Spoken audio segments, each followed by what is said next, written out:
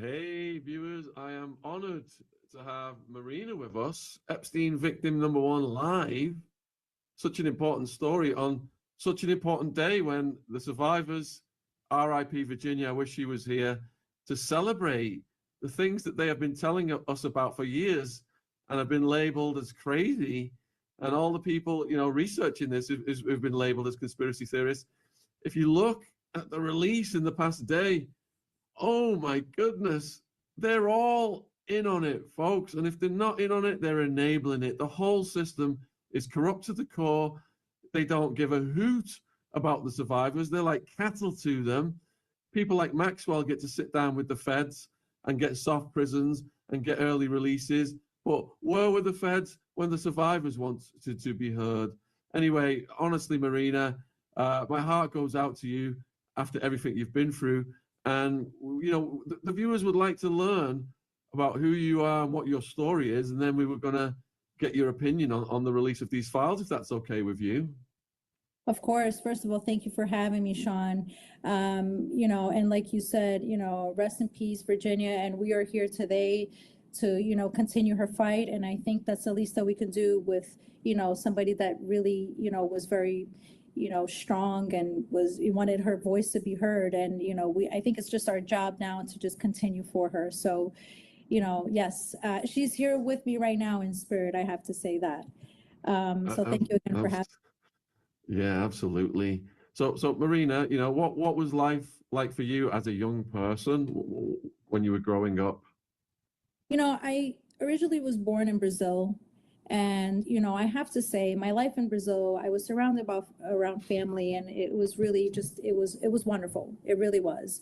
And then my mom decided to move to New York when I was 7 years old for us to have a better life, coming from Brazil and then, moving from Brazil to the United States of America is huge for any person that lives in a third world country. And she just wanted a better life for us. So she went to New York. She stayed there for about a year. She met my stepfather, who was her boyfriend at the time.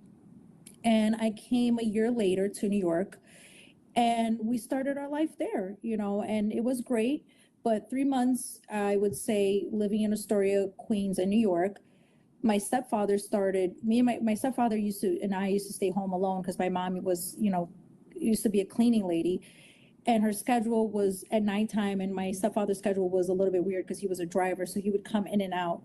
And he would put on porn at times when I was 8 years old, and he would cover my head as he would put on porn. And as an 8-year-old, you always wonder why is my why can't I see what's going on? You always everyone is very curious at that age, and I started to watch porn, and the next thing you know, things that were being done in the porn were being done to me. So I started to get sexually abused by my stepfather at the age of 8, and it went on until 12 years old. Finally, I told the police. Somebody, helped me out came up to me, was like, "Hey, I know what's going on with you and your stepfather." My mother was very scared, and I also look at her as a victim as well, But when I finally did tell the police, at first they did not believe me. And then they did believe me. And when they didn't believe me, I had to decrease my abuse because I started to get scared of my stepfather going to jail. It was very weird. I don't know why I felt bad at the time. So he went to jail for 6 months. He got 5 years of probation. And then the last day of his probation, he got deported back to Brazil. So when that happened, my mom was furious. She was like, "Why did you say something, when it first happened?" And I was like, "Well, I couldn't take the abuse anymore. I was talking to you about it. Nobody wants to go through that, And when I was getting sexually abused, and then he raped me, and then when I didn't want to do it, he started to physically abuse me. So I would get punched, I would get thrown down the stairs. So it was really, I think, the worst time in my life. So when my stepfather went to jail at 12 years old, at 13, my mom worked a little bit, but then she couldn't work because she couldn't find a babysitter for my sister, or she couldn't stay, in a job. I can't even remember what, the excuses were. So I automatically became the head of household, and I started to work in a real estate company. I was a secretary, and I was only 13 years old. and I would work there after school, but it wasn't enough money bringing in. So I started to get a second job. I started to work in a catering company. I started making $7.50, and I would work that on the weekends. And I would be there from maybe 3 o'clock in the afternoon until 1 o'clock in the morning. It was a ride from Astoria to Brooklyn, which would take an hour and a half to get there. And then, everyone started to really know in Astoria my story, what happened to my stepfather. And there was a Brazilian girl that came up to me who I was friends with at the time and said to me, hey, listen, I know what you're going through. I know you need some money. And I was like, yeah, I do. I would like, what kind of job can you hook me up with? And she's like, well, I know this really, rich and powerful guy that lives in Manhattan, and he likes to get massages. And I said, wow, that's weird. Like, I don't know how to do massages. I have no idea how. And she's like, don't worry. He just likes the company of a young girl. And it didn't seem so bad. I got to be honest with you, Shaun, somebody that went through such, bad, abuse, rape, and, being physically abused, it didn't sound so bad. And she said, listen, the only thing is he would like for you to take off your shirt and just stay with your bra. It's just like a bikini, Marina. It's just like when you go to the beach. She made it seem like it was so, normal. It was nothing that was, obnoxious about it. And I was like, well, okay, well, let's go, and we went. And, she rang the doorbell. The maid came and opened the door. We waited inside his office, which had all these, pictures with, Bill Clinton, President Trump, Prince Andrews, all these prominent people. And, when I first came in, I was so like, wow, like, where am I? Coming from Astoria, Queens, we don't see mansions like that. I didn't even think there was a mansion like that in Manhattan. And I was so amazed by where I was. I was like, wow, like, I always also grew up with the mentality of like, you need to make it, you need to make it, you need to make it, you need to make it. And when I got there, I was like, wow, this guy's probably going to help me out. He's like gonna, he's going to help me out with my future. Either like, I'm going to become, I always wanted to be on Broadway. I was like, I'm going to be a ballerina. He's definitely going to help me out. Like, there's going to be something. Before I even met him, I was already thinking this. So when I went upstairs, to the third floor, the elevator doors open up and there's a hallway, and the maid pointed us to the massage room. And this young lady already had been there before. So we get in there, and I was like, just in shock where I was. And she says to me, he's going to come in a little bit. He usually takes a little while. And soon enough, he came in his robe, and he put out his hand and he said, hey, I'm Jeffrey. And I said, hi, I'm Marina. He's like, it's so nice to meet you. I've heard such great things about you. And I said, oh, really? And he laid down, and he just asked me a whole bunch of questions, where I was from, how old I was, what was like, my family was like. And I told him everything. I was so vulnerable, thinking, oh my God, if I tell him everything, maybe he'll help me out, And it worked completely opposite. In the middle of the massage, she had asked for me to take off my shirt, and I did, because she did say that we were going to do that. But then he turned around towards the end of the massage, and that's when I really was a little bit in shock, because I was like, why is he turning around? And I was like, oh, maybe he just wants a massage in the front. And then he went to go touch me, and I said no. And then the girl looked at me like, why not? And it went back and forth, and I was like, no, I'm not comfortable with this. I'm really not. Now, don't forget, I'm in a room that is completely dark. The only thing that brings light in that room were clouds that were up in his ceiling. He had these like clouds, I don't know, 3D kind of thing. And the windows were, blacked out. There was no way of getting out of there. I didn't know how, this person was going to react, if I wanted to escape or if I wanted to leave. I already have been in a situation where I've tried to say no to abuse, and I didn't want to say no again, especially to a powerful man. So he said, it's okay. It'll take some time, but you'll get comfortable with me.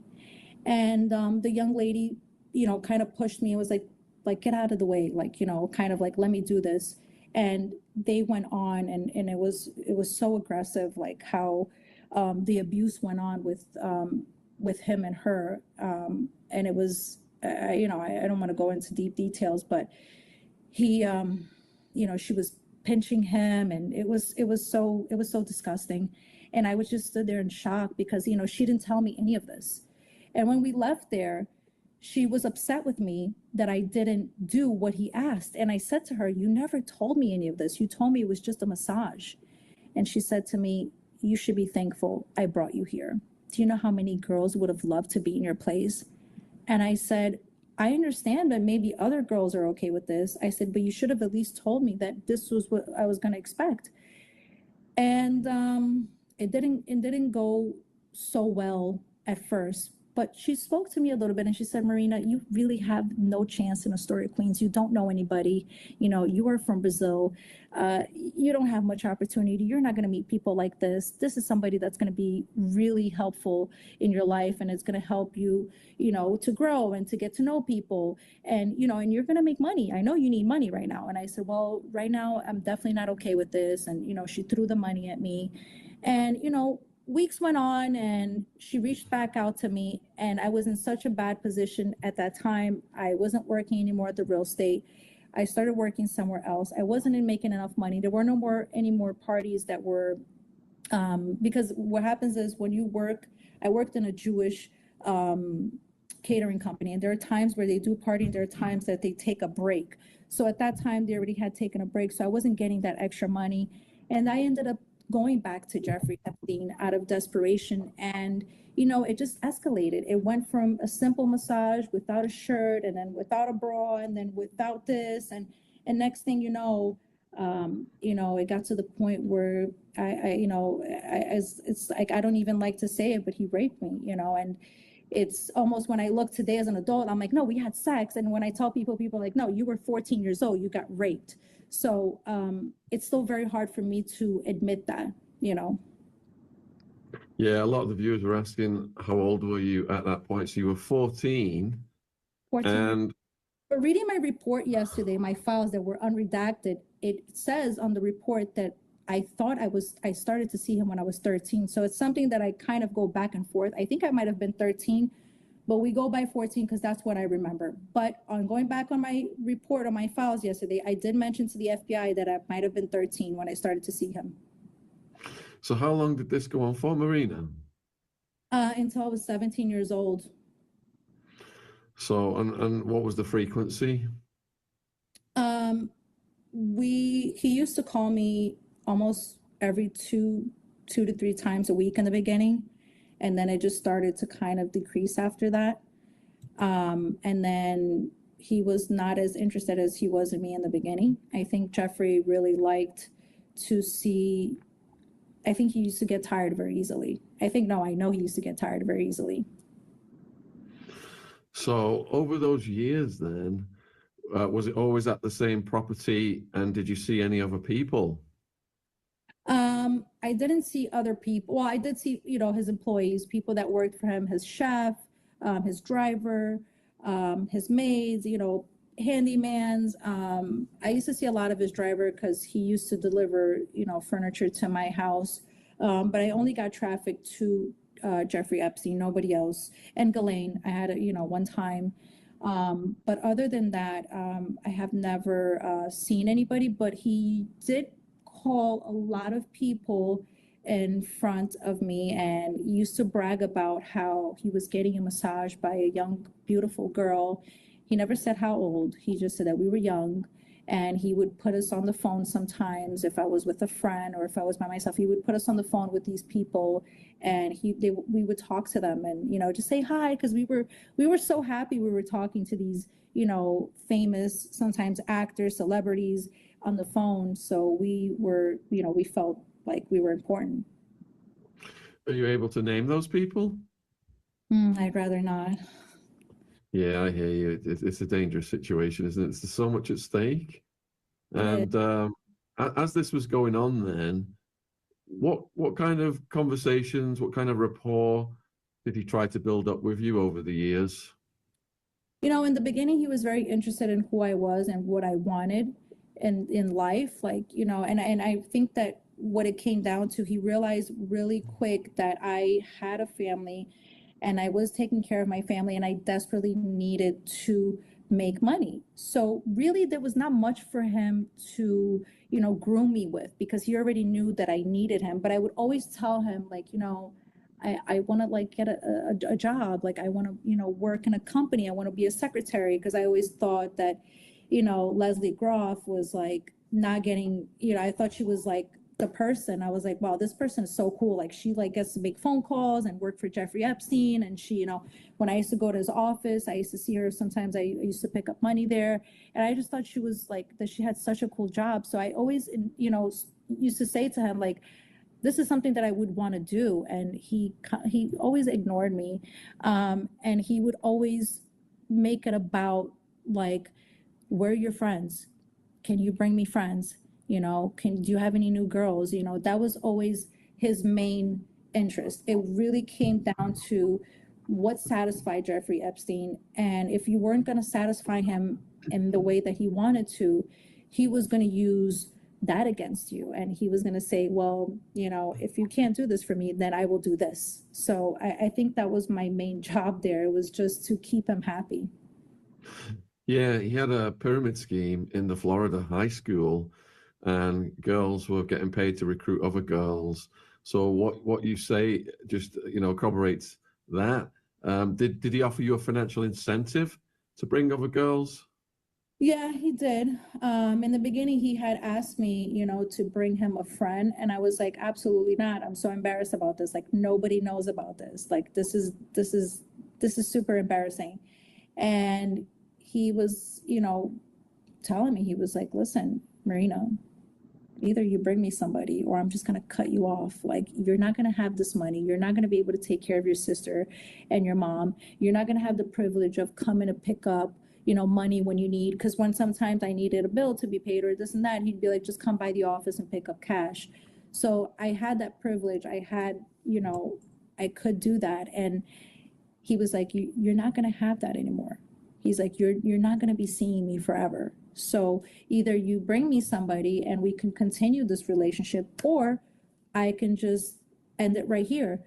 And I did bring in a very good friend of mine. And, I did tell her the whole honest truth. I said, this goes on, this goes on. Now, this girl also had such a horrible, situation going on in her house, and she actually came to live with me at that time. And, we were both seeing Jeffrey Epstein, and then that wasn't enough for him. He was just like, can you guys bring me girls? And, and then we just got in this whole, escapade where we would bring girls that we would meet, but we knew these girls that were coming to us. And unfortunately to say this, they were mainly immigrants. They had just came to the United States, or their parents did not give one crap about them. Or their parents were back home and they were like 16, 17 years old, sometimes 15, 14. It depended what age, they were in, but a lot of them, their parents didn't care. They were immigrants. They wanted to make money. They were also, taking care of their family. A lot of these girls had similar situation like ours. So it was, I wouldn't say easy, but these girls also wanted to make money, and they're immigrants. And, as an immigrant, back then it wasn't very easy to just get a job. And if you did get a job, you were getting paid way less than what an American citizen was getting paid. Yeah, that's a lot of pressure he was putting you under. Mm-hmm. Yeah. Did you feel really tormented at the time? Like you're searching your soul for the right thing to do? At the time, I really think that I just wanted to take care of what I needed to take care of, and it was my family, and to bring back money home. That's what made my mom happy. That's what kept her, at peace. And that's what kept our relationship at peace, because she wasn't a big fan of me because I, told the police about my stepfather. So I think my main goal at the time was just to survive. Yeah, and your friend, was she going over to the house for a number of years as well? Yes, she was. She was going a number of years. We both were. And I think what really separated us was Jeffrey Epstein. He really put us against one another. He would compare all of us you know, when we used to bring other girls, he would compare all of us to one another, like, oh, look at Marina, she does this. Look at Jane Doe, she does this. Or look at this girl, she's so much skinnier than you. And look at this girl, you know. So it kind of put us against one another, and we stopped talking.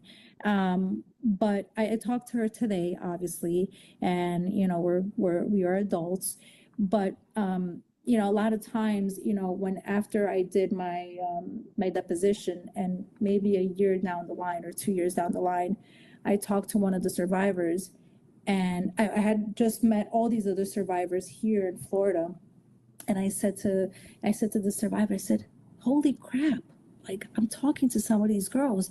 These girls had sex with Jeffrey Epstein," and she was silent on the phone, and she goes, "What?" I said, "Girl, they had sex with Jeffrey Epstein. They got raped." And she goes, "And what did you think you did?" And I was like, "What do you mean?" She goes, "Marina, like, he used to pick you up as a doll and prompt you in front of all of us and make you do certain things. And he used to tell the other girls, like, this is how you're supposed to do. This is what a good girl does." And I had not remembered that. So on my first statement, I did not write that Jeffrey Epstein raped me. I could not remember any of that.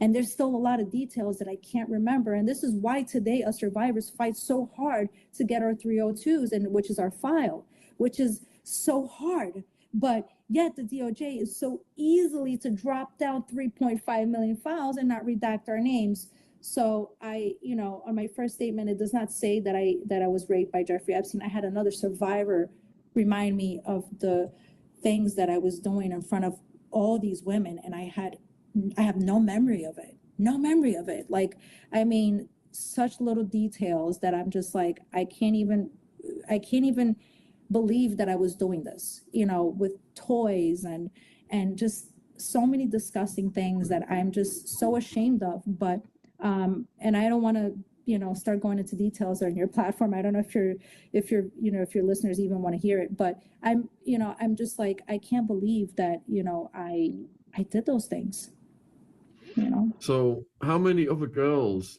did you come across at his properties over the years? A lot. Sometimes when I was I think over 100 at least. Over 100. Sometimes when I was waiting in the office room, there would be a girl coming down. And again, you know, Jeffrey Epstein said that he told us he was a brain surgeon, which today we laugh at it because we look at other survivors and we see what he has told other survivors. And we just thought, you know, it might have been a student, might have been one of his, you know, secretaries. We didn't know who it was.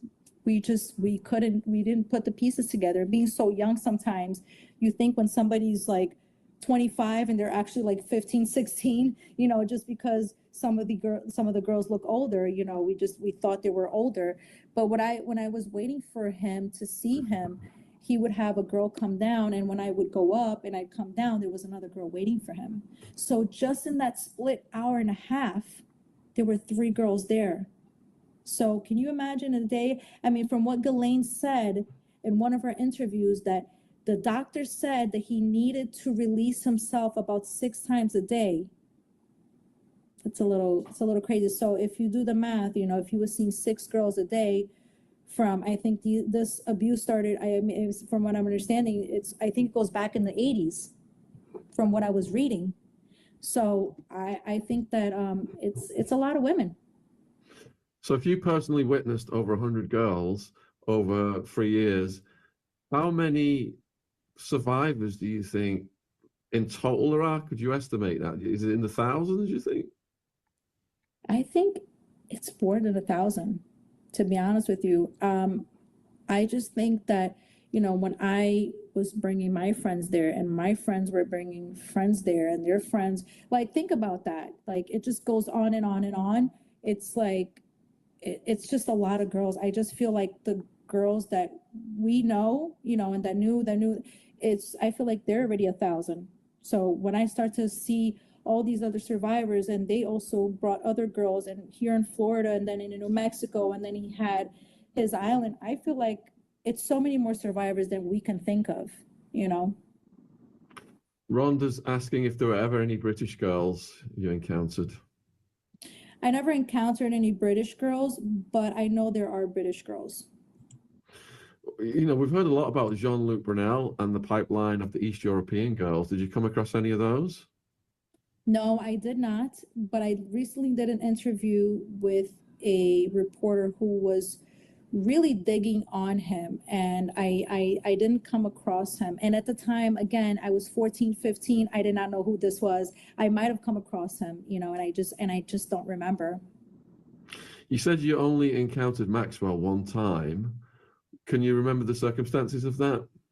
I remember exactly that day because that day was a very different day. Jeffrey Epstein, I had a roommate and she came with me to Jeffrey Epstein, but she never wanted to go alone. So he used to get a little bit annoyed that I used to come with her. I guess it ruined his fun. And she would never go by herself. And she was a model at the time for Ford. And he was deeply in love with this girl. He wanted to see her every day he was in New York. He would blow up my phone. She didn't give him his number. She would blow up my phone. And she was working at the time as well on a regular job, so she couldn't see him whenever he wanted. So he was open to her schedule because he was deeply in love with her.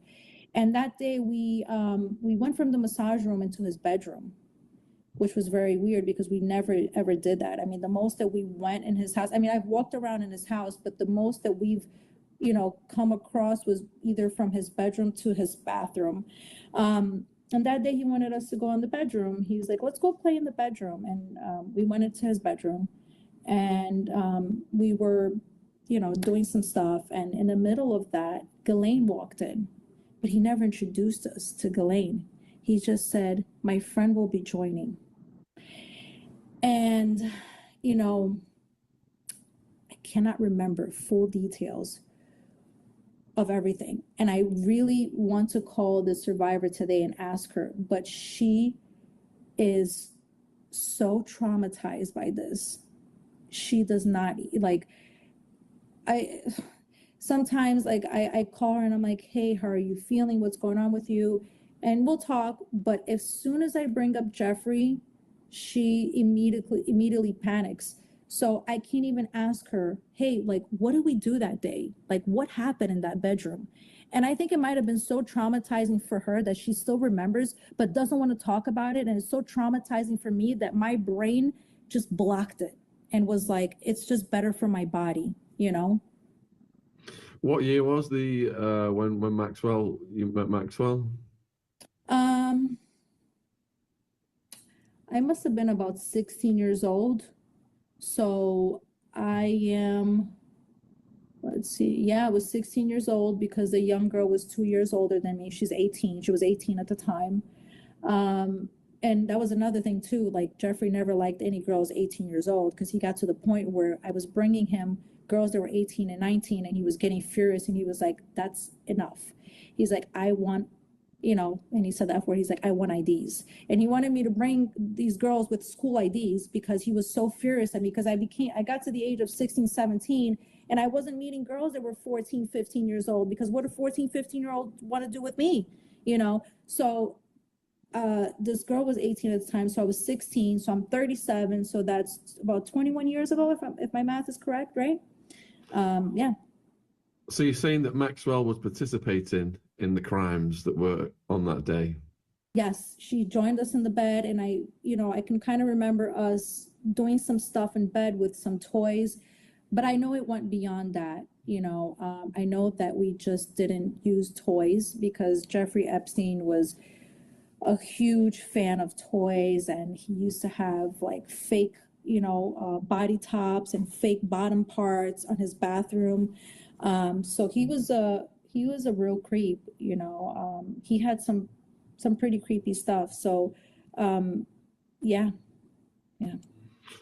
And these crimes then that the Maxwell committed, were they ever pursued legally? Was she pursued legally for them? The FBI came to me in 2008. Okay, I was no longer in Jeffrey's world, but however, I still knew Jeffrey Epstein's phone number, his 212 number. but I was no longer seeing him. I was already 19 years old at the time. And at one point, you know, he really told me I was too old for him and I was too boring for him, because I think what happened to me is, you know, when you get older, you start to realize some of the things that you're doing is just not, it's inappropriate. And, you know, I was able to, you know, get a real job in a sense. You know, I was almost, you know, I was 17, 18 at the time. So I really didn't want to depend on him anymore, because I seen that it wasn't getting me anywhere at that point. But he did tell me that I was too old and I was too boring for him. So he says to me, you know, you're too old, you're getting boring. So I stopped talking to him. And when the FBI came to me, I reached out to him and I told him, because, you know, I'm 19 years old, I'm living in my apartment by myself, and I was not making enough money to have a lawyer. And the FBI, when they came to me, they were super aggressive. You know, if anything, they were coming after me not to get details, but to prosecute me. So, yeah, it's crazy. So I had to call him. He got me a lawyer. When he got me a lawyer, which, you know, up until today, we're trying to figure out who this lawyer is. You know, I look at my files yesterday and I see numerous of lawyers and I see them going back and forth. They're asking for immunity for me. I'm like, and I didn't know this at the time. I'm like, whoa, what the hell? I'm like, why are they asking immunity for me? Like, this sounds crazy, you know? But when I got to the lawyer's office, I said to the lawyer, I said, am I supposed to be telling the whole truth? Because I knew the lawyer was for Jeffrey. He was like, you absolutely have to tell me everything. And I told him everything, and I was still scared. And I still, you know, didn't tell him all of it, because I knew that this is Jeffrey Epstein's lawyer. Like, there's no way this guy is going to represent me fully. And, you know, the case in Florida didn't go through. And as I'm reading the files yesterday, I see that Jeffrey Epstein did not want me to go on stand. He really didn't, because he took that plea he took that plea very quickly. I was supposed to fly out to Florida on a Monday. I think it was June 30th. And literally, I think Monday morning, before I jumped on the flight, from what I seen, he already pled guilty and just pled to the charges. And he really didn't want me to go on stand. I think if I would have went on stand, it would have ruined it for him. So, I really, you know, I didn't get to see Jeffrey Epstein after that, and I didn't know his world after that. So it's kind of hard for me to really say what went on after that and in between, because I really stepped away from it, you know. You got a few people asking about the types of girls that you saw at his properties. Did he have a preference for like Scandinavians, or what were there any black girls there, things like that? That's what the viewers are asking. So I do have to say, he did like skinny white girls, because I did bring him a dark-skinned girl, and it wasn't a black girl, but she was dark-skinned, and she was Brazilian. And he got really furious with me that I brought her in. And he really like almost cursed me out. Like, he called her an Amazonia girl. And I was like, I didn't know that you didn't like, you know, I had no idea, you know, at that point, I had never really, you know, brought him any dark girls. She had olive skin color. And from that day on, I knew that he really did not like any dark girls. So he really had a preference, you know, blonde, brunette, a red hair, you know, light skin, skinny. He really wanted a skinny girl because they look like young girls. That's the reality of it, you know. And I think most of it too, he didn't like for any of the girls to really shave down there, or, you know, he really wanted that, you know, that young girl perspective. And you've got a few people asking about if you ever saw any cameras or you suspect anything was videoed. Yeah, so I suspected things were getting videoed at. So when I used to go on Jeffrey Epstein, and I used to, you know, was waiting for him in the room to give him a massage, he had like a whole thing of like oils of Victoria's Secret. You know, I'm sorry, I grew up in Astoria, Queens. I didn't have money to go to Victoria's Secret, so I would take some of the creams with me. And I used to, oh my God, if he finds out, he might not let me back in here. Victoria's Secret, creams are like $6 at the time. Maybe it was like $8, $9, So it's like, oh my God, if he ever finds out, I'm dead. But there was a point in time where I started to use drugs to go to Jeffrey Epstein and to numb myself because I just didn't want to feel anything anymore. And I might have, well, I not might have, I did do it in his massage room. And a week later, he came up to me. He's like, "Are you using drugs?" And I was like, "No, I'm not." He's like, "Yes, you are." He's like, "And you know what I'm going to do?" He's like, "I'm going to take a piece of your hair. I'm going to send it to the lab. And if it comes out positive, you're done. You're done. You're never seeing me again. I don't want none of my girls doing drugs." And I was like, holy crap. Like, how do you know? And then I was like, oh, he's got cameras in this room. But within time, I started to sometimes I used to bring girls that didn't want to go by themselves, and they always wanted me there. They just felt me safe there, but it was okay for me not to be in the room. So I used to wander around the house a lot, in his library, in his piano room. I used to be in his kitchen. I used to open up his fridge. So one time I went by the door where the office room is on your left-hand side. And when I was able to see that on the right-hand side of his entrance, there's another room, he had all these computers and these monitors with the house of all cameras. So I learned very quickly that he was videotaping us. Yeah, which ties into exactly what Maria Farmer and Juliet Bryant told us. 100%. 100%. I saw it with my own eyes, and he gave it in when I unfortunately was doing drugs, and I did it in his massage room. He was like, "I know it," and I was like, "No," and I was like, "Oh, he's definitely." I was like, "I cannot come here anymore." Thank God I am sober now, everybody. I would like to say that, and thankfully I am. But with sex abuse, with any type of abuse, I think it comes with drug abuse and alcohol abuse. And I think people should be aware of that. Like, it's very hard for somebody to go through abuse and not be addicted to something. Yeah, it's the trauma. People self-medicate in various ways. So did Epstein stay sober, or did he do alcohol or anything? I've never seen Jeffrey Epstein drink or do drugs. I've never seen it. I personally think, to be honest with you, and I've said this before, that I was drugged some way, somehow, because a lot of this I can't remember. And I remember my stepfather's abuse from the age of 8 until 12. I remember so many different things. I'm like, oh my God, how do I remember that? But I can't remember from 14 until 17. And I've said it to a couple of, my lawyers, my therapist, like, hey, I really think I was drugged. Like, there's a problem here. Like, I can't remember like almost nothing. Like, I can't even remember the fact that he raped me. I had another survivor tell me this.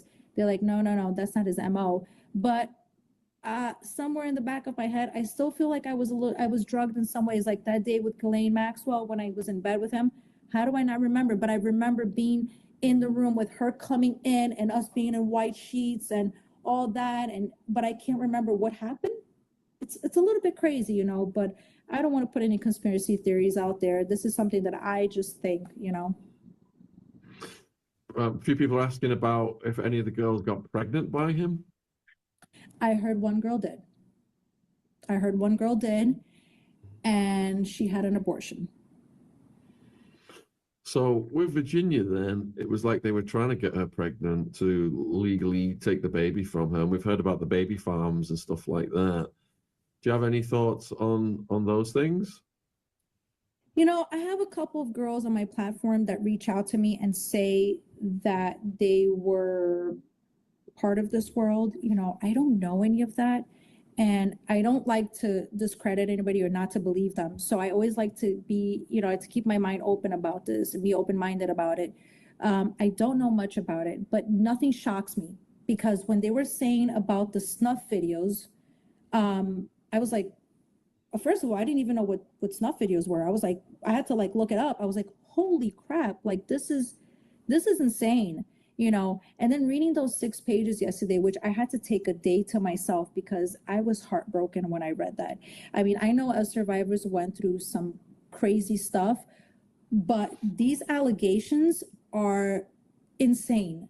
And I was heartbroken. I was in bed all day yesterday.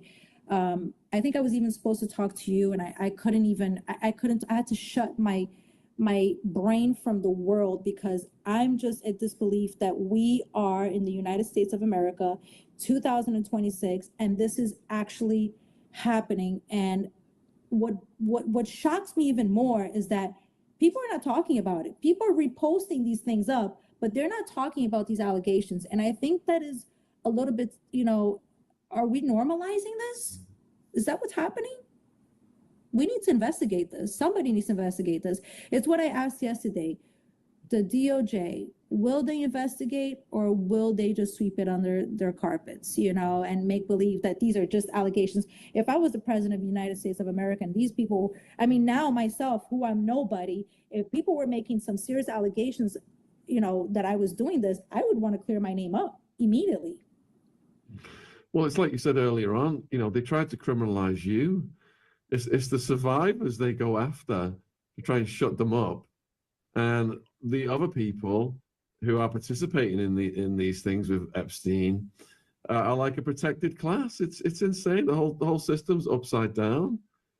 And you must have been outraged by Maxwell getting rewarded with the soft prison and possibly getting released early. What do you think about that? Well, what I find crazy, of course, all of this, is insane, and I can't even understand what Virginia's family is going through, because for all the survivors that have gone through, the abuse in her hands, but what I find even more crazy is the fact that we're giving her an opportunity to testify. She has lied before.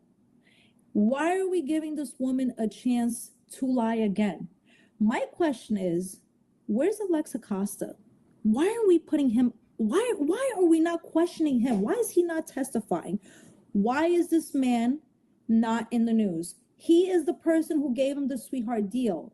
So we need to start there. We cannot start to ask questions on a woman that is a pedophile and is also getting a sweetheart deal right now as we speak. Sometimes I look at the things on the internet and I'm like, man, this woman eats better than I do. like has dogs. What the hell's going on? Why are we putting this woman on a pedestal? This woman should be in prison like any other normal average American that has committed a crime. But here we are treating this woman as if she has done something good but went to jail because we are all blaming, we're wrongfully, we're doubting that it might not be real. No, this woman we all have said she is worse than Jeffrey Epstein. I have not experienced that from her because I've only experienced it one time. But why are we putting her in a pedestal? I have to say, and then it goes back to me saying, she's President Trump is really doing this because he wants her to stay quiet because we know she knows a lot. And I just really wonder, when she testifies, will she put all these names out there? I hope she does. I hope she does a complete turn and just starts talking and starts starts telling everybody hey, this name, that name, because yesterday Todd Blanche did say that 20 to 25 men have agreements with the FBI. Right? I'm saying it wrong because there was so much information yesterday, but it looks like they have immunity or something like that. So we have 25. When Maxwell got arrested, Trump said he wished her well. I know, and here he is taking out immigrants. Well, because I had to look it up. I think he has done 5% of illegal immigrants that have committed crimes in this country. 5%. That means you mean to tell me the other illegal immigrants that are here who are working and doing the right thing, you're kicking them out because this is what shapes our country, okay? Because we have to say, without these immigrants, things would not be moving in America. So you mean to tell me that you are stopping people on the street, you're knocking on the door. I have to say, as an immigrant myself, My stepfather was an immigrant and did 6 months in jail, and the last day he went and got deported. We have data on these criminals and these pedophiles. Why are we stopping people on the street? All we have to do is go to their house and go to their job. What this man is doing is not only illegal, but it is insane. It is like it's almost like he wants to be a dictator and not a president anymore, you know, and that's not what United States of America is about. So that's why you have other people standing up. And then to say the last two people that passed away were American citizens.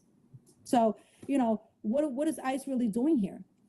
Yeah, I just don't understand the whole, I don't understand what he's trying to do. I feel like criminals and pedophiles, anybody that has committed an act of any type of criminal, they are in the data. And if they haven't committed, then we can't prove anything. So we have to leave them alone. But to take out people who are working, to come here, to have a better life, for freedom. That's why we come to the United States for a better life.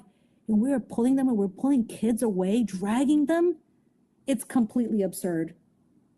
Nearly everything he promised to do, release the Epstein files, no wars, he's reversed on. So you've had a few viewers ask about the Epstein staff members that you encountered. Do you think they knew what was going on and that they should be held responsible? You know, it's a very good question. Sometimes when I go back on my stepfather's abuse and I think about, and the reason why I'm comparing is because so many people knew I was getting abused by my stepfather. My neighbor downstairs, my neighbor across the street, some of the girls that were coming over, my stepfather started to abuse them, so they weren't coming over anymore, so their parents knew about it. Nobody ever said anything. The abuse went on from 8 till 12 years old. Nobody opened up their mouth. There was one girl that came up to me, and the only reason why she came up to me is because she thought she could sue my stepfather. So it was in the interest of her. But I just took the opportunity and I ran with it. Now, these are grown folks at the time. These are grown adults. They knew that we were underage girls. The people that were making appointments for us were professionals, to say, you know, secretaries, they were, you know, employees. These are adults. They knew what was going on. I think they should be, I think they are responsible for it and they should be held, you know, they should be brought to justice. But, you know, if we can't even bring Ghislaine Maxwell to justice, we can't even do the right thing by that, you know, what are we expecting here? You know, the maid, the driver, you know, I feel like they have, they gave some information, they have immunity. That's what I think. I'm not sure. Yeah, good point. What justice can we expect in this case? Mm-hmm. So, family members or your mom, you know, did they ever detect what was going on, raise any concerns with you, went from age 14 to 17? You know, and that's what I say today, you know, if my daughter comes home with a Starbucks, like a coffee Starbucks, I don't give her money every day because I make her lunch. There's nothing for her to buy in school. If there's, you know, something going on, like a book fair, I'm going to know about it. I'm going to give her money. If she comes home with a shirt, a Starbucks coffee, anything like that, then I'm asking her, where did you get it from? And who paid for it? Or did you borrow the shirt or whatever it is, right? So as parents, we ask questions. Unfortunately, I'm bringing home almost $1,200 to $1,500, depending on the week if I seen Jeffrey Epstein. My mother never asked me, because the problem is, and I have to say this with a lot of immigrants that come here, and sometimes their kids are here and they're back home, and these kids are sending them, you know, and sometimes they're 19, 20 years old. They're not underage kids, but they're also adults, you know. They are doing the most disgusting things ever just to make their parents happy, and their parents back home are thinking like, oh, my daughter's a babysitter, oh, my daughter's a cleaning lady. There's no way, guys. We have to, you know, we have to come to realization that your kid is doing something to make all this money. And the problem is what I said before, it's easy to be the parent not to give a damn, and it's hard to be the parent to ask questions. So my mom never asked me the question where I was getting the money from, but she knew. There's no way in hell she thought I was working at the real estate. And at one point I started to work in a Greek nightclub, and, you know, which made it even harder for me because I was working in the nighttime, but I was making, you know, $400 or $500. And at the time, $400 or $500 is a lot of money, you know. I was bringing a serious amount of money. And she never asked me. And I still had to get up in the morning to try to make it to school, which I couldn't even do that because I was working until 5, 4 in the morning. Almost got kidnapped one time, got raped in the street one time. She never gave a damn, you know, never asked me anything. And I couldn't wake up in the morning, and she'd still, like, you know, tell me off, like, get the fuck up, like, you know, you're so lazy. I'm like, what the hell? Like, I'm working. I'm like 13 years old, you know, at the time when she was telling me 12 years old, 14 years old. I'm sorry, I was 14, 15 years old, you know, and you're telling me this, like, this is insane. Like, this is not normal, you know? And she never asked me nothing. The only time that she was involved was when I turned 18, and I was like, damn, I'm working all these jobs. I'm doing this, I'm doing that. And I was like, you know what? I think I'm going to go work in a club. And I told my mom, I said, listen, I'm really thinking about working in a club now that I'm the age of 18. She's like, I'll take you. It's like, what? You know, us moms, we're supposed to encourage our daughters and our kids, our, you know, our sons, our daughters, whatever, you know, to be in school. We are their cheerleaders. We are here to encourage them to be their best, not to give in and do the easy stuff. That's so sad. That's heartbreaking. So as it got to the end of the 3 years with Epstein, then did you say it was because of your age and he caught you doing drugs? Are these the factors that ended it, or did you just like bail out of there? Well, it was mostly because I was old. He didn't know that I was like doing drugs because I wasn't doing it in there anymore. And I think he got to the point where he was like, whatever, like she brings me different girls, you know, and her friends bring me friends, you know. I think it was more the age factor and the fact that I was no longer putting on an act that I enjoyed it. I became older. I had a boyfriend at the time, and I was like, you know, this is what actually pleases me, and I enjoy doing this, versus me coming here and having to put on a show and, you know, pretending I like this, like, when I really don't. Because if you even had a face that you were like, you know, that you weren't enjoying this, he'd be like, what's wrong? Is something wrong with you? Is something wrong with you? So we always had to put on an act. And sometimes it was easier for other girls than, you know, for myself. And I think that's what mainly made him lose interest in me. And because of my age, he liked young girls. He didn't like girls above the age of 18. I'll tell you right now. And then there are some girls that I have encountered that met him when they were 20, 22. But when I look at their pictures, they look young and they're skinny and they have a model body. They have like a very young body, you know. And I think that's what his main purpose was. I think I started to gain a little bit of weight too and started to look a little bit different, and he wasn't into that. He liked really skinny girls, and, you know, with like almost no body parts, you know, no development, you know. Were you ever invited to any other properties or to the island? No, I was never. I couldn't leave the country. I was an immigrant. Right. You knew that. Yeah. Yeah. I do know that. I was in America illegally for 17 years. Yeah. So I couldn't leave. I wasn't gonna listen. I didn't want to leave the state. I damn well was not gonna leave the country. So I did not want to get on no planes. I didn't travel at the time. I mean, it was a very scary time. It was almost like now, like, you know, people didn't travel like that. If you didn't have, you know, a passport or green card, you just stayed right where you were, you know. Did you ever see any bodyguards or any weapons or anything like that? His driver had a gun, if I'm not mistaken. He used to carry a gun, and I think it was mostly to protect, you know, Jeffrey Epstein if he'd taken him somewhere. So when you got out of the situation then, I mean, what was your life like after going through that? You know, it was very chaotic because unfortunately I started working in the club life, in the club scene. And, you know, What year was that? I started working as soon as I turned 18. As soon as I turned 18, I was like, I can't work these jobs anymore. Like, I was getting, you know, I was so tired. You know, I was working for sometimes 2 to 3 jobs, and sometimes in the weekend I would do something else just to make money. And I just wanted the easy way out, which is definitely not the answer, you know. and it was just a lot of pressure. My stepfather ended up moving back in the house at some point, and then he got deported. So then I had my own apartment, and then I had to take care of my mom's apartment. I was just like, oh my God, this is like super hard. You know, my sister and my mom, and then a whole other apartment. I was like, this is insane. So I really stayed in that scene for a very long time, and my life was so chaotic. I was, you know, still abusing drugs, abusing pills, and you know, drinking alcohol. And not that I used to abuse alcohol, but you know, what happens is you chase the high. You know what I mean? You chase the high, you don't get high anymore, so you start adding alcohol, thinking that you're going to get high, and it doesn't really work like that. So I was really, you know, I was really in a bad situation, and I would like to say that I was in that situation, and it got worse in 2019 when the FBI came back to me. I started to pop so many Xanax like it was Skittles, and I didn't overdose, I underdosed.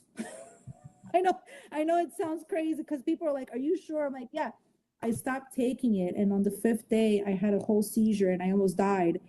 And you know, at that time, I was already so addicted to it that I was like, "Oh my God, I need to." I was taking, this is gonna be probably even. I was taking 15 to 20 pills a day. I don't know how I didn't die.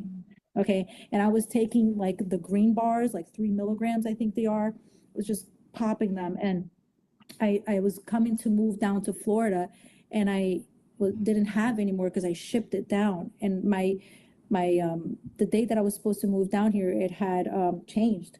So I stayed without these pills, and I was like, holy crap, you know, I was going through so much withdrawal.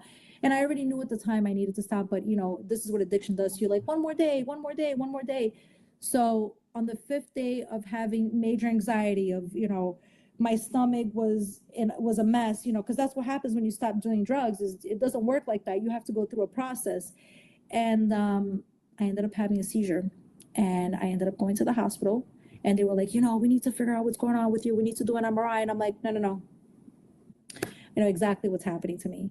I was abusing Xanax, and I need to stop. So I ended up telling everybody, like, you know, nobody knew that I was abusing it. So I told, you know, my ex-husband, you know, at the time he was my husband. I told him, I said, listen, I've been abusing Xanax, and, you know, I need help.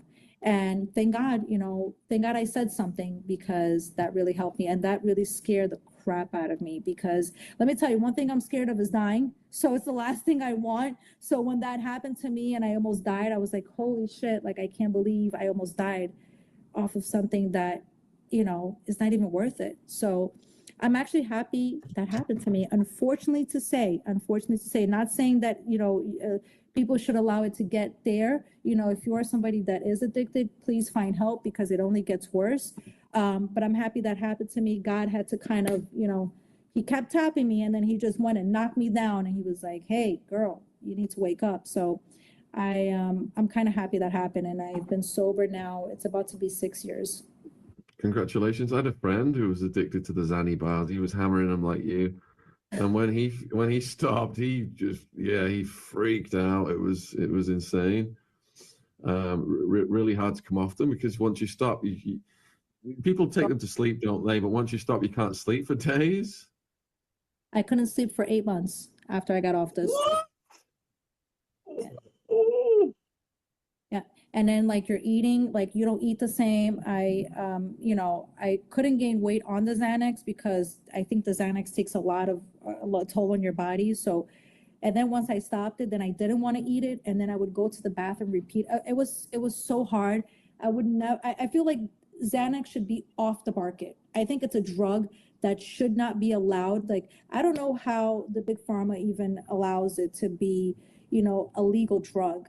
I feel like that is the most dangerous drug out there. I mean, of course, fentanyl is too, but Xanax is something that gets prescribed to people all the time, and it is the worst drug I can say. It's so addicting.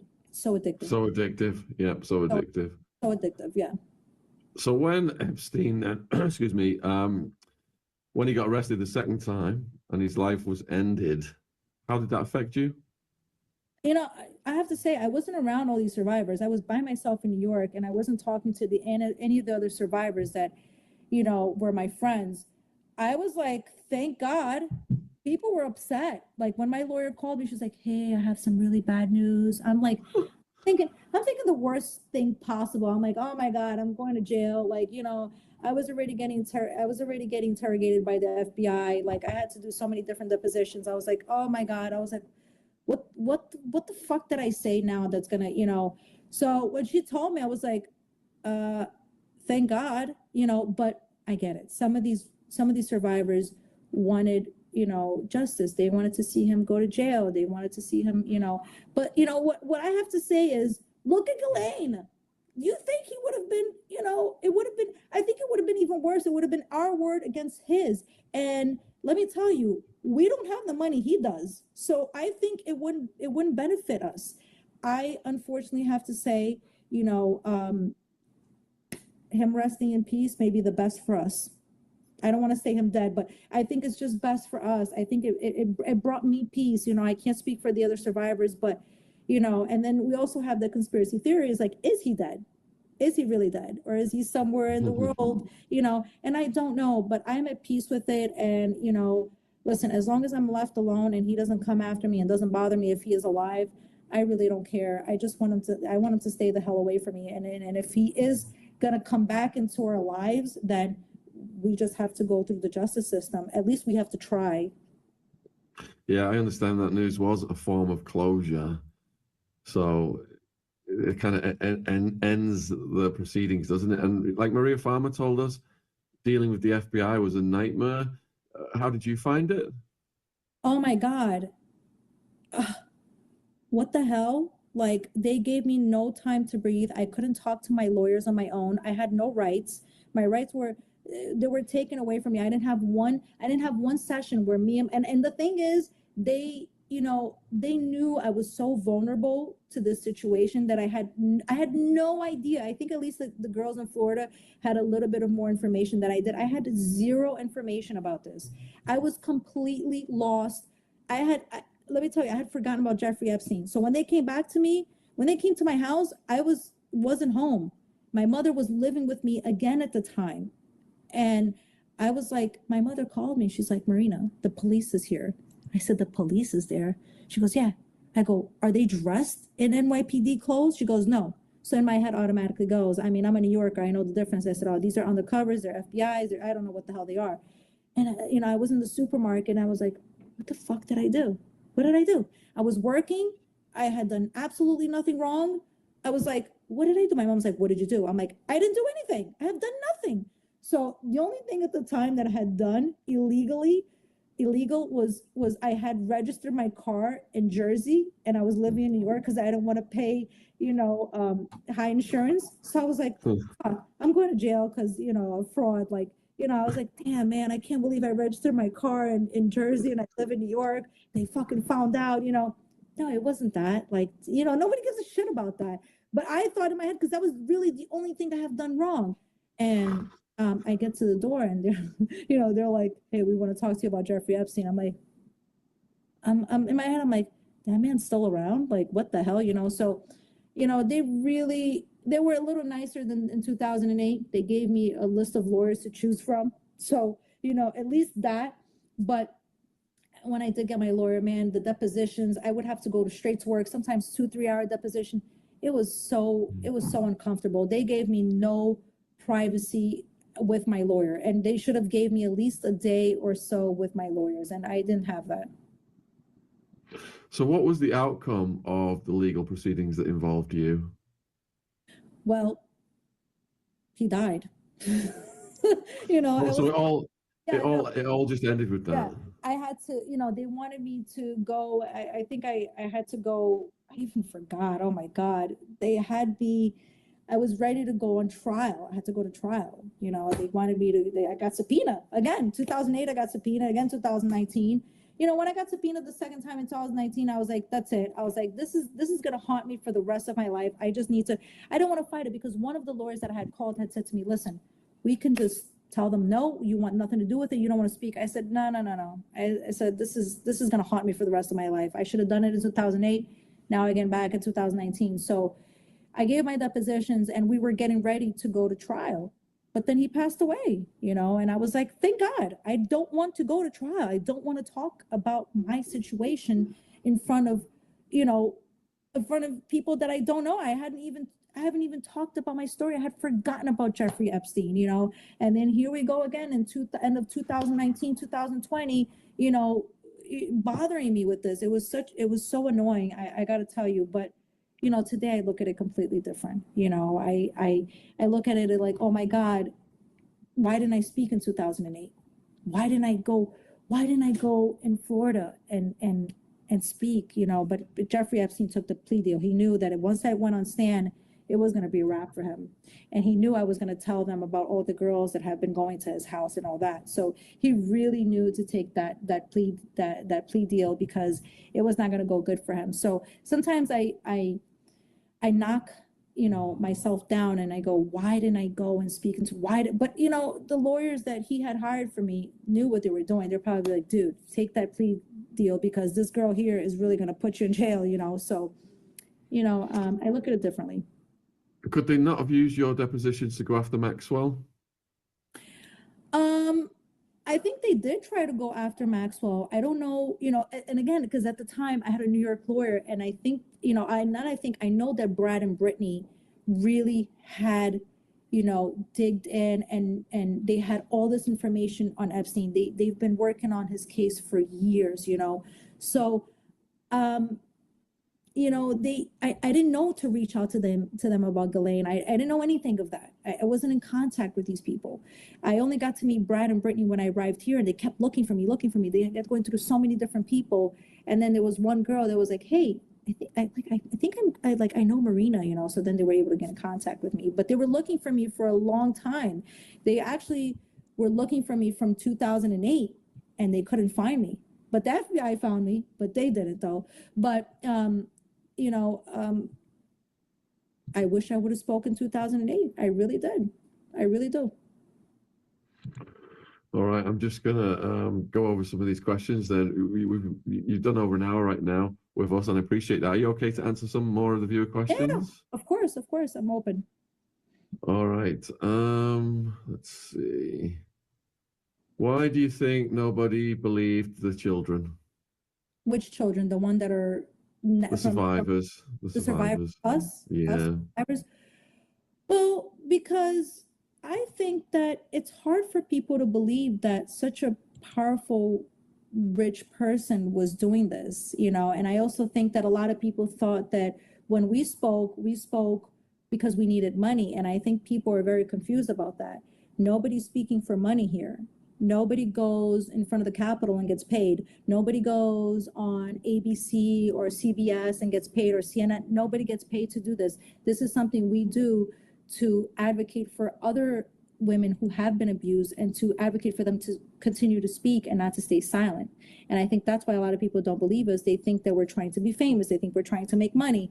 And let me tell you something. This is nothing to brag about. We talk really for this generation and for future generation, and for the women that are, you know, above the age of 18, and they are going through abuse. Some women in their 30s are getting catfish, and that is a form of abuse. All right, next question then from Anna. Does Marina think release of the files is being manipulated just for distraction, or does she believe there will be any justice to come out of it? So I did question that yesterday in CNN. I think, well, there's two questions here. I think there is a distraction, the release of the files, because from what I'm understanding, I think we're supposed to bomb Iran tomorrow.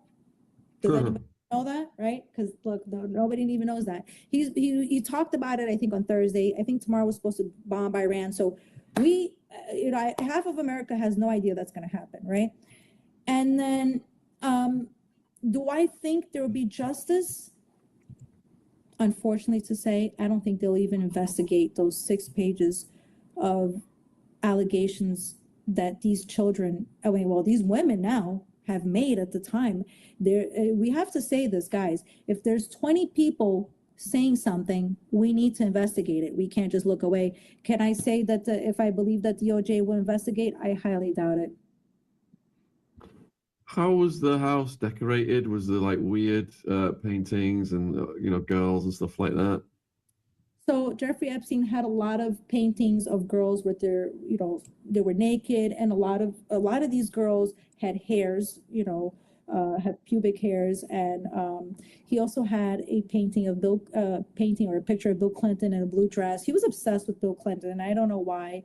In his piano room, he had like a stuffed leopard or tiger, I forget what it was, and then he also had a dog. I guess it was one of his dog or Ghislaine's dog. I don't know whose dog it was. It was stuffed, so it was like a real dog at a time.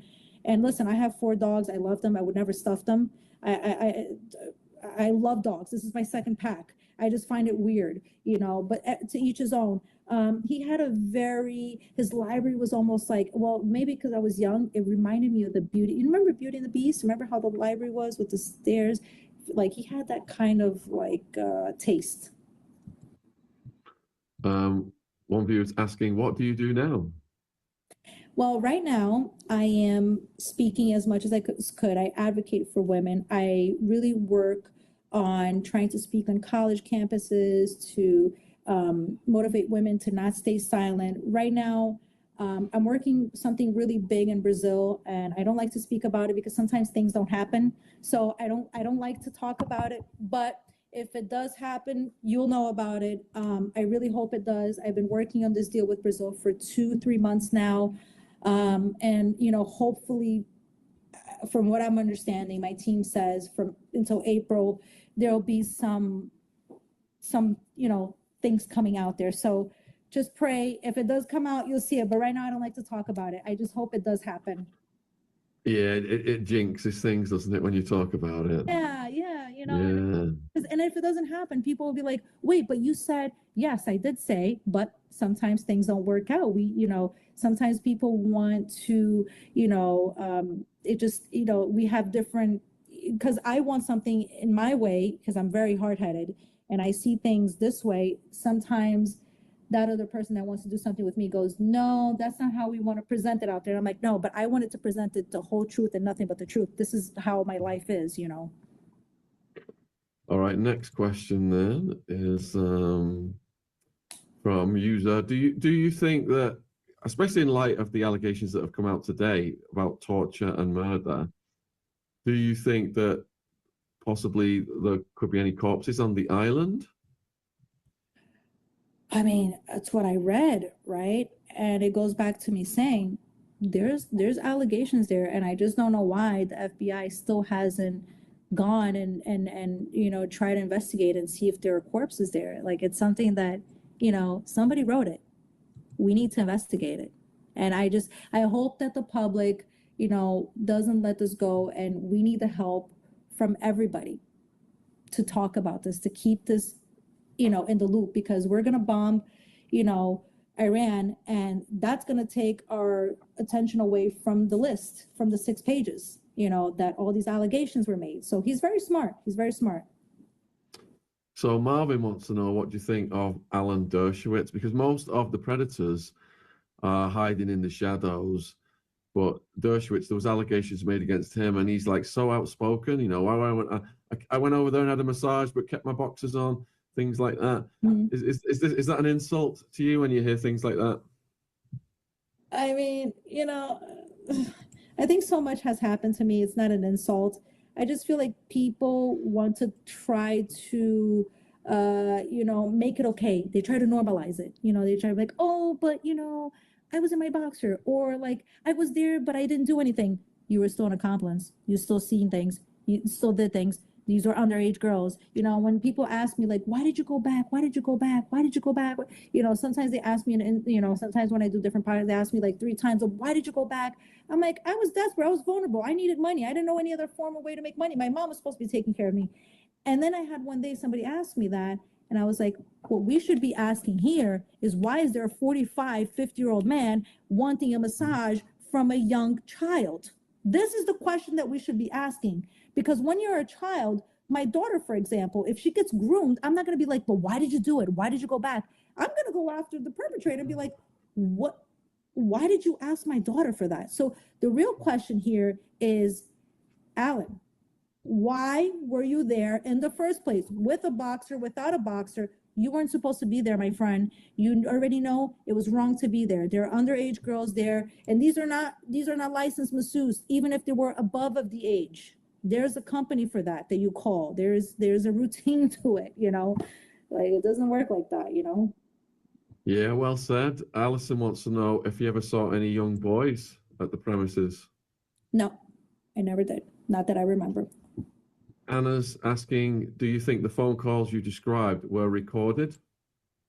The phone calls that he was making for, or the phone calls that with the famous people?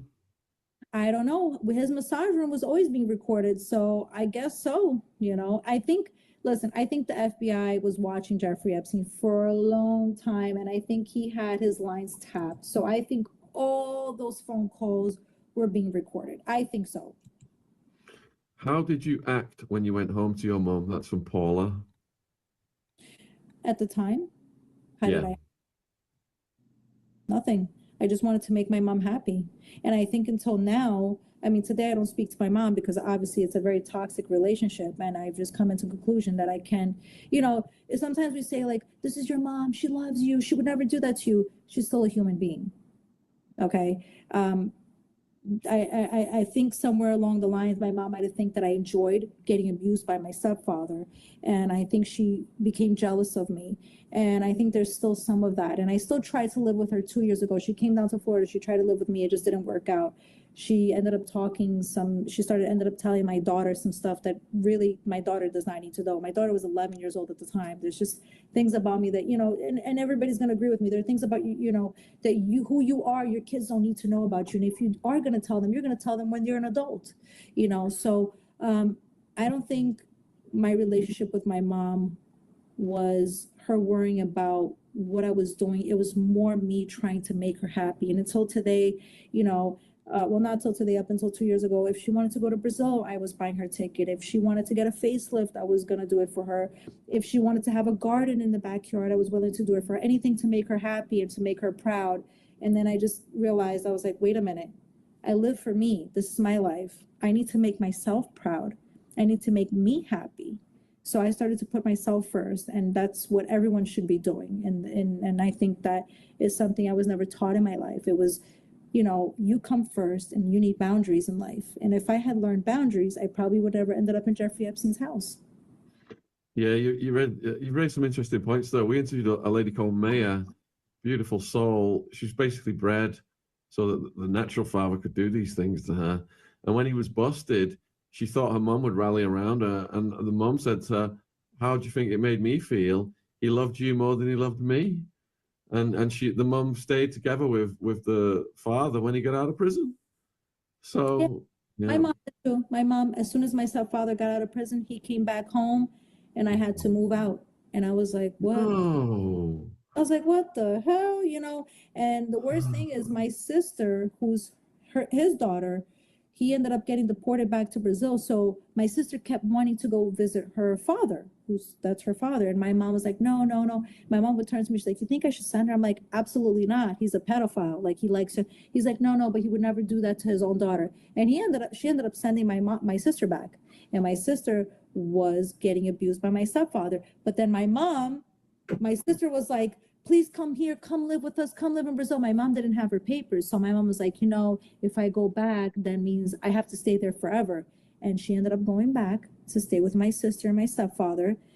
Learned very quickly that my sister was acting very weird. My sister came to visit me and ended up living with me. And then my mom had to stay in Brazil for 10 years. So with Virginia then, it seems like the pressure was raised upon her by black ops and victim shaming and people like Lady Victoria Hervey trolling her. Mm-hmm. Do you think these things are orchestrated by the predators where they initiate campaigns to try and destroy the reputations of the survivors? 100%. And I think that's why they release those files unredacted. They want to ruin us. But do you think that I think that we are all coming to a conclusion, and also, you know, the public, the viewers, everybody is realizing that I know you see us today and we're 37 and some of them are 40 something, some of us are 50, some of us we're old women now, right? We're women, and we must remember that we were children. We were a child. And sometimes I say to people, you have a 12-year-old? Do you have a 13-year-old? Just picture that little person going and you making them responsible. You know, a lot of these women were responsible for themselves, and that's why they did what they did. Or, you know, they were groomed differently by Jeffrey Epstein. They were believed they were going to become models and all that. And you just have to remember, I see my daughter now and I see her sometimes getting groomed by a boy at her age, you know. They're 13, 12 years old. You know, one time I saw in her messages, oh, you know, well, this girl does this, like, and I said to her, no, because I monitor all her messages. And I said to her, let me tell you something. Anybody that is comparing you to another girl, what they do is trying to make you to do the same. I said, this boy should not be telling you what the other girl did to him. That's between them two. I mean, at 12 years old, this shouldn't be happening anyways, but, you know, we need to understand, she needs to understand this, like, whatever you do with another person, any sexual act, a kiss, anything, that should be between you both. It should not be between you and the whole school, you know. So I see my daughter getting groomed by a 12-year-old, and I don't think he knows it. I don't think he realizes it. So we need to set boundaries for our kids and for ourselves too, because I see 30-something-year-old women getting groomed right now, all the time. And when we start setting those boundaries, we start to realize that we are getting abused sometimes and we don't realize it, you know. So I think those are very important things.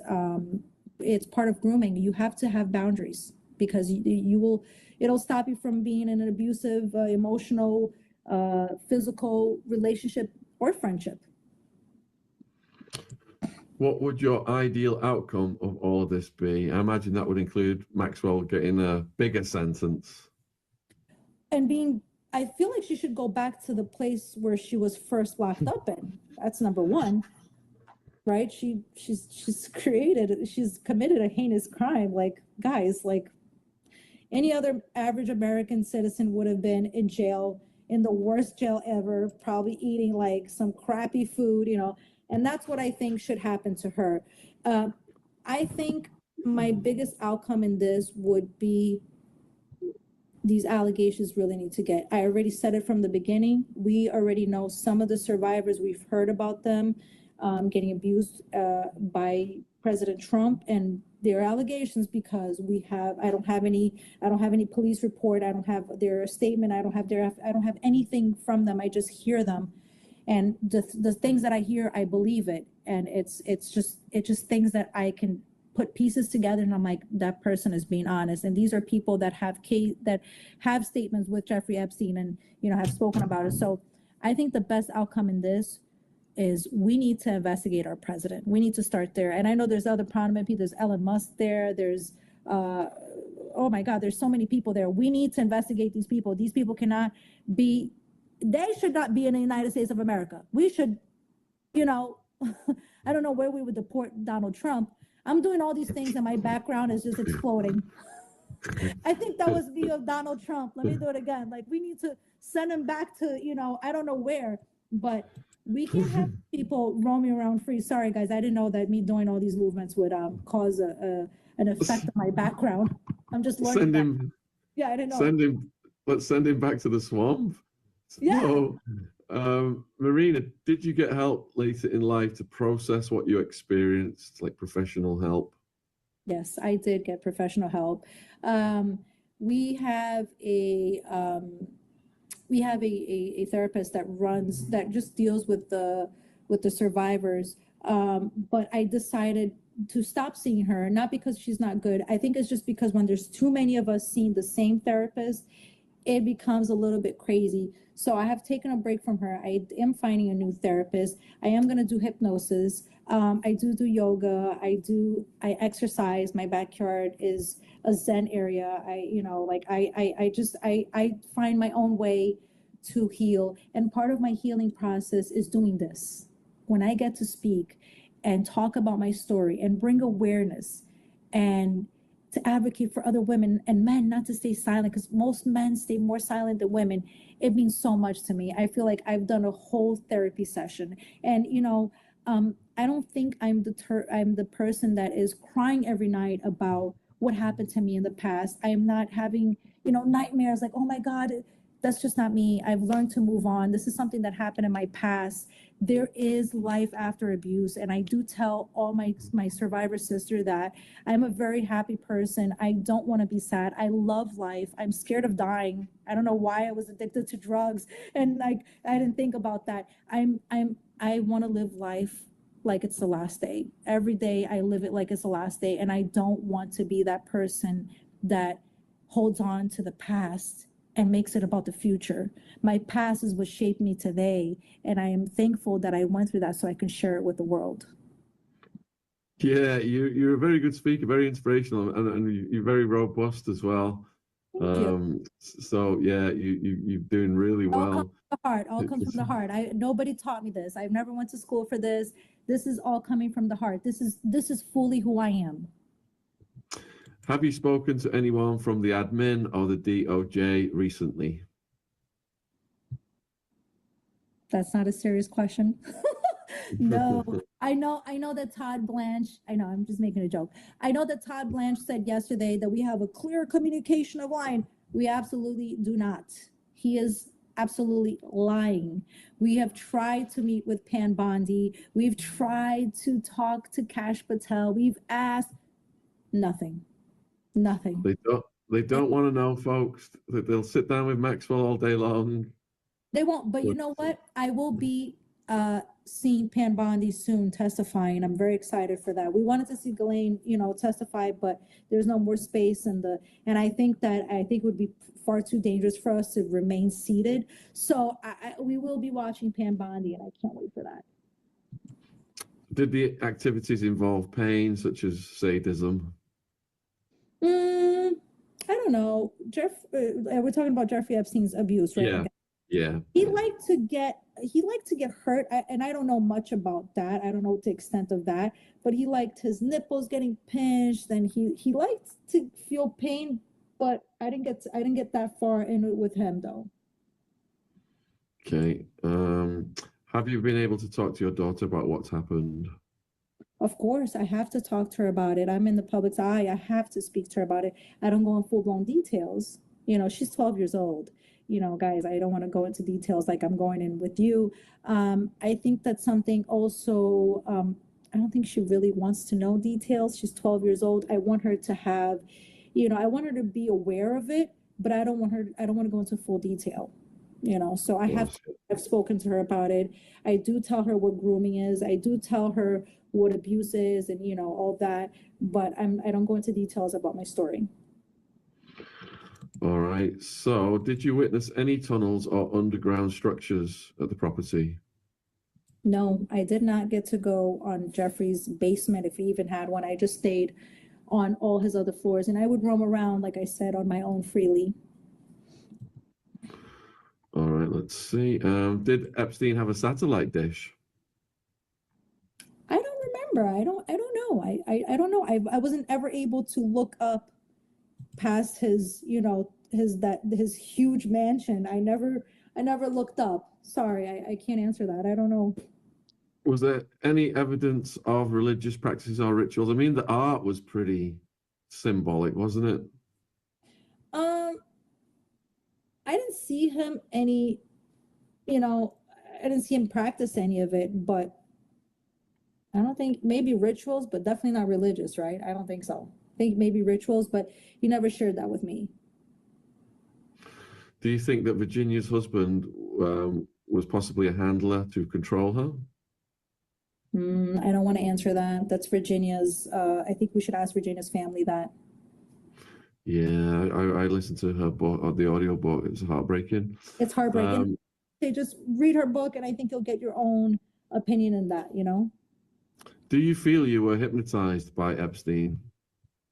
I feel like I was either drugged or something, because I don't remember much, and I find it really crazy, but that is just my thought. Please do not think all the other survivors think like this, because they don't. This is my own personal experience, and it could be just from trauma or my brain is trying to protect itself, but I don't remember. So I do remember that. I do think that there's more behind it, but that's just a theory that I think. Do you think that one of the reasons the Epstein files release is getting blocked from properly releasing everything is because Epstein was working for intelligence, like Acosta said? I think so. I think so, and I think he's still alive. I think he's more than what we think. He's probably, like we say, like people say, he's a Mossad. That's what we believe, and I believe in that conspiracy theory. Marina, you've answered all the questions. You've been a fantastic guest. We appreciate you spending this time with us. Is there anything you'd like to say in conclusion to the viewers? And I know we've got your socials as well. People can follow you on Instagram. I'll put that. It's in the description box, and I'll put it also in the live chat right now. Yes, please follow me, guys. My inbox is always open. I always listen to other people's story. I always like to say in the end of my podcast or my interview or whatever we're doing, please don't forget, protect your peace. That is the only thing you have in life, and it is really the main important thing. So protect your peace, stay well, stay healthy, and thank you so much, Shaun, for having me. I really appreciate this. This has been a real pleasure. Oh, the pleasure's been mine, Marina, and huge thank you from me and the viewers. I'm going to close the show and let you get on with your day.